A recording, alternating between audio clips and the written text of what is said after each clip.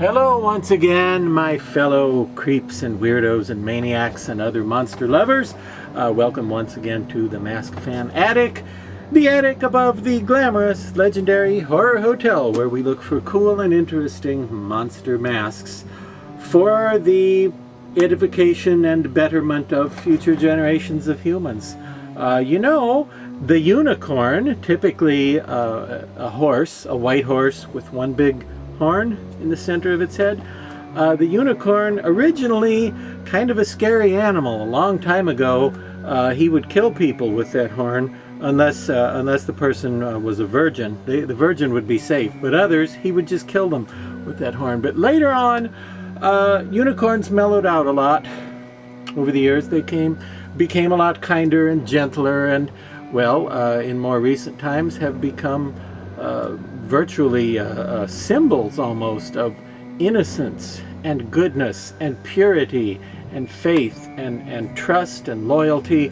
Unicorns are kind of a happy fantasy little girl kind of thing with you think of rainbows and unicorns are part of a very happy sort of milieu there.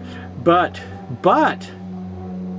there was, unknown to most, an evil unicorn. That's right, a unicorn so evil that he simply went by the name of Evil Unicorn. This particular evil unicorn wasn't so much a horse as, sort of a humanoid ogre, sort of a beast man, sort of a demonic entity, a strange creature. Now this evil unicorn, which you see before you, and I'll take him off the very expensive styrofoam wig head for the time being so that he can say hello. Say hello, evil unicorn. Sup? Yeah. Evil Unicorn here, brought to you by the folks at Be Something Studios, which is now known as Zagoni, and I believe this was sculpted by the legendary Bill Eastrom, or pronounced Wystrom. And how do I know that? Because when I look inside, I don't know if you're going to be able to see this, it says bye-bye in there. It says B-Y-B-Y on the inside. That doesn't mean bring your bucket of yellow paint. No, the B-Y means, but the first one means sculpted by, the second one would be his initials. So bye-bye means by Bill Eastrom, you see. What a beautiful monster. As evil creatures with horns go, this is one of the cooler ones, I think. He was first offered in a different edition using an entirely different sculpture with a face that looked more ape-like, more like a chimpanzee or a monkey kind of face.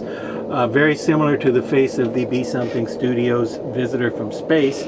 That version was around in like 1975-76, but in 1977 this version came along and it proved to be so popular it remained in production by Be Something throughout the late 70s and throughout the entire decade of the 80s, and even for a while into the 1990s. So there are a lot of these out there floating around in the midst of humanity. Many evil unicorn masks were made, so that tells you he was a very popular design.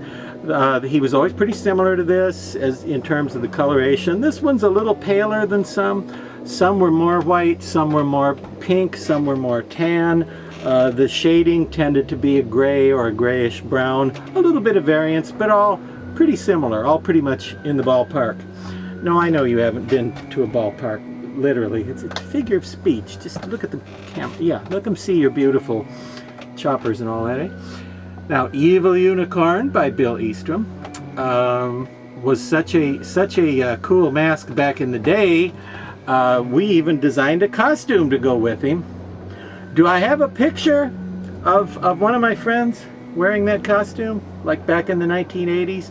No, I guess we don't have a picture of that, but it was a cool costume back in the 80s that, Laura, my wife, she wasn't my wife then, she made it based on sketches by me. I sort of designed it, and she constructed. Oh, yeah, now don't put it up there now. Don't put the picture now. No, it's too late. The moment has passed, you see.